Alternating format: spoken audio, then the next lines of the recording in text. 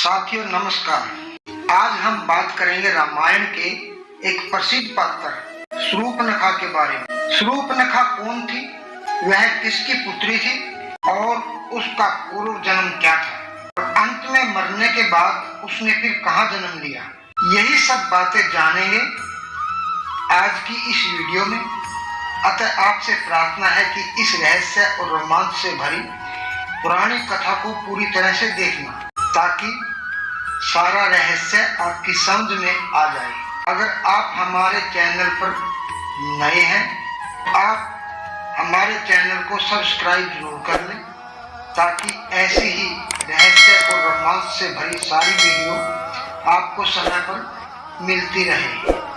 साथियों, महर्षि पुलस्त्य के पुत्र ऋषि विश्रवा ने राक्षस राज जामाली और उसकी पत्नी ताड़का की पुत्री कैकसी के साथ शादी की थी। ऋषि विश्रवा की कैकसी से 4 संतानें उत्पन्न हुई, जिनमें 3 पुत्र रावण, कुंभकर्ण व भीषण और 1 पुत्री शूर्पणखा थी। रावण, कुंभकर्ण और शूर्पणखा ऋषि की संतान होते हुए भी उनमें अपनी राक्षसी माता कैकसी के गुण थे। उनकी प्रवृत्ति राक्षसों जैसी थी, परंतु वह भीषण अपने पिता की तरह धार्मिक प्रवृत्ति और भगवान श्री हरि की भक्ति करने वाला दयालु और एक महान राजनीतिज्ञ था। राक्षसी प्रवृत्ति होने के कारण शूर्पणखा के पास कई मायावी शक्तियां थी, जिनसे वह उड़ सकती थी और अपनी इच्छा के अनुसार रूप बदल सकती थी। साथियों, शूर्पणखा का असली नाम मीनाक्षी था, क्योंकि शूर्पणखा की आंखें मछली के समान थी। शूर्पणखा बचपन से ही चालाक, बुद्धिमान होने के साथ सुंदर व बहादुर भी थी। शूर्पणखा नाम इसलिए पड़ा कि इसके नाखून बहुत बड़े बड़े थे, और शूर्पणखा का अर्थ होता है बड़े बड़े शूल के समान नाखून वाली, इसलिए इसको शूर्पणखा कहा जाता है। शूर्पणखा का विवाह एक शक्तिशाली दैत्य कालिकेय के पुत्र विद्युतजीव्य के साथ हुआ था। विद्युतजीव्य रावण की तरह बलवान और शक्तिशाली था, लेकिन यह बात रावण को पसंद नहीं थी। रावण और कालिकेय के बीच भयंकर युद्ध होता है। दोनों ओर से मायावी शक्तियों तथा अस्त्र शस्त्र का प्रयोग किया जाता है। इस युद्ध में विद्युतजीव्य अपने पिता का साथ देता हुआ रावण के हाथों मारा जाता है। अपने पति की मृत्यु की खबर सुनकर शूर्पणखा क्रोधित हो जाती है। वह प्रतिज्ञा लेती है कि अपने पति के हत्यारे रावण का संपूर्ण विनाश के कारण बनेगी। रावण ने अपनी बहन शूर्पणखा को समझाया और दंडकारण्य वन में खरदूषण के पास भेज दिया। वहीं पर अयोध्या के राजकुमार श्री राम जी अपने छोटे भाई लक्ष्मण और अपनी पत्नी सीता के साथ अपने पिता की आज्ञा पर 14 साल के वनवास पर दंडकारण्य वन में रह रहे थे। एक दिन शूर्पणखा वन में विचरण कर रही थी। वहां पर उसकी दृष्टि भगवान श्री राम पर पड़ गई। भगवान श्री राम का रूप सौंदर्य देखकर वह उन पर मोहित हो गई। शूर्पणखा ने काम वासना से प्रेरित होकर श्री राम के सम्मुख सुंदर मोहनी रूप में प्रकट होकर विवाह करने की इच्छा प्रकट की, किंतु भगवान श्री राम ने कहा कि वह पहले से ही विवाहित है और उसने इस जीवन में एक पत्नीव्रता का प्रण ले रखा है, इसलिए वह दूसरा विवाह नहीं कर सकता। और भगवान श्री राम ने लक्ष्मण की ओर इशारा करके कहा कि तुम उनसे बात करके देख लो, किंतु लक्ष्मण ने भी उसके अनुरोध को ठुकरा दिया।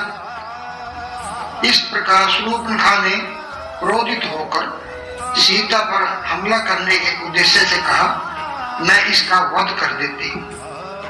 तभी लक्ष्मण ने रामचंद्र जी का इशारा पाते ही शूर्पणखा का नाक अपनी कटार से काट दिया। शूर्पणखा कटा नाक लेकर अपमानित होकर अपने बड़े भाई रावण के पास जाती है और अपने इस अपमान का बदला लेने के लिए उकसाती है। जैसा कि आप सभी जानते हैं, रावण श्री राम जी की पत्नी सीता का हरण कर लेता है।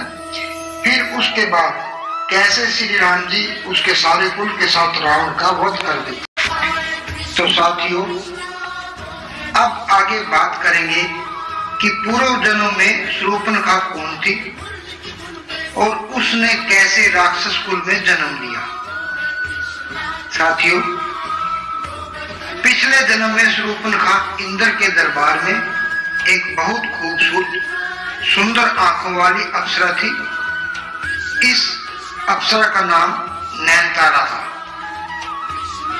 वह इंद्र देव की सबसे प्रिय अप्सराओं में से एक थी। एक बार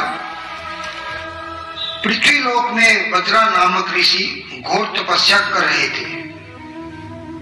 उनकी तपस्या के प्रभाव से तीनों लोकों में हलचल उत्पन्न हो गई, जिससे इंद्र देव को अपना इंद्रासन खोने का भय सताने लगा।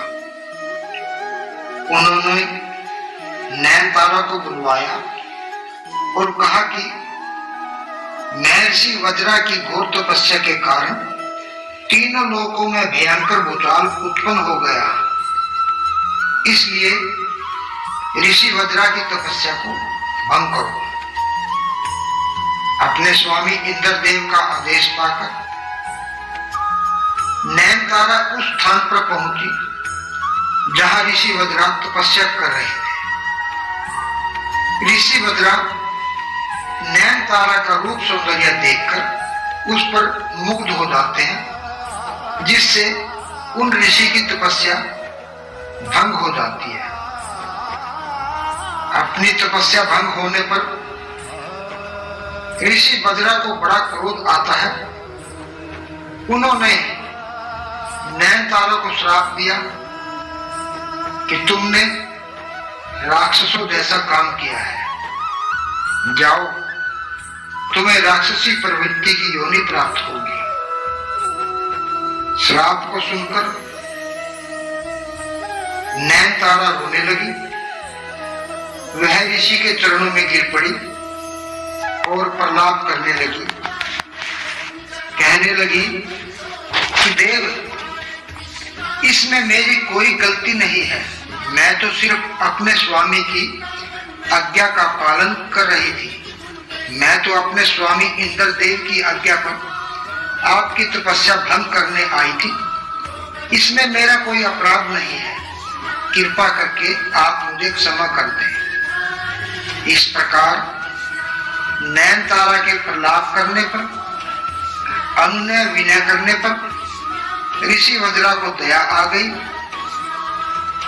उन्होंने कहा कि श्राप तो वापस नहीं होगा, पर तुम्हारा जन्म एक ब्राह्मण कुल में होगा, पर तुम्हारी प्रवृत्ति और स्वभाव राक्षसों जैसा ही रहेगा। जब त्रेता युग में श्री विष्णु जी श्री राम जी के अवतार में जन्म लेंगे, तब तुम्हें उनके दर्शन करने का सौभाग्य प्राप्त होगा। और द्वापर युग में श्री विष्णु जी श्री कृष्ण के रूप में अवतार लेंगे, तब उनके हाथों तुम्हारा उद्धार होगा और तुम वापस इंद्रलोक में आ जाओगे। तो साथियों, ये थी शूर्पणखा के पूर्व जन्म की गाथा। अब बात करेंगे शूर्पणखा के तीसरे जन्म के बारे में। जब रावण का समस्त परिवार रावण सहित भगवान श्री राम के हाथों युद्ध करते समय मारा गया, उस समय भगवान के भक्त विभीषण और शूर्पणखा ही बची। अपने भाई विभीषण की सलाह पर शूर्पणखा ने भगवान श्री राम की आराधना करनी आरंभ कर दी। इस पर भगवान श्री राम जी प्रसन्न हो गए। उन्होंने शूर्पणखा को दर्शन देकर कहा कि द्वापर युग में मैं जब श्री कृष्ण के रूप में अवतार लूंगा तब तुम कुब्जा के रूप में होगी। मैं वहीं तुम्हें तुम्हारा रूप सौंदर्य वापस लौटाकर तुम्हारा उद्धार करूंगा। इस प्रकार भगवान श्री हरि ने जब द्वापर युग में अवतार लिया तो कुब्जा का कुबड़ ठीक कर उसे एक सुंदर अप्सरा के रूप में परिवर्तित कर दिया। इस प्रकार शूर्पणखा अपने तीसरे जन्म में श्राप से मुक्ति पाकर वापस इंद्र के दरबार में आ गई। तो साथियों, ये थी शूर्पणखा के 3 जन्म के जीवन की पौराणिक गाथा। ये गाथा आपको कैसी लगी कृपा करके कमेंट करके जरूर बताना। अगर वीडियो पसंद आई हो तो लाइक और शेयर कर देना। चैनल को सब्सक्राइब नहीं किया तो चैनल को सब्सक्राइब कर लेना। मिलते हैं ऐसी ही एक और वीडियो में। धन्यवाद, नमस्कार, जय श्री हरि।